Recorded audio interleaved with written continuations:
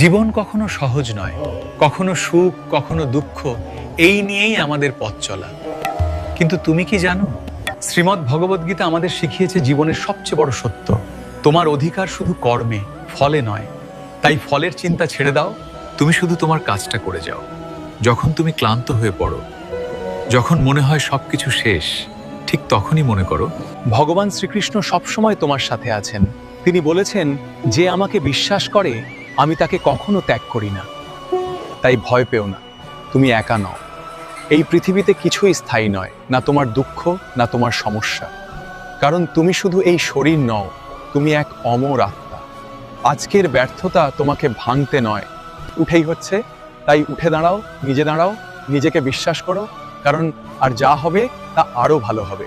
নিজের কর্মে বিশ্বাস রাখো, ঈশ্বরের উপর ভরসা রাখো, তোমার জয় নিশ্চিত।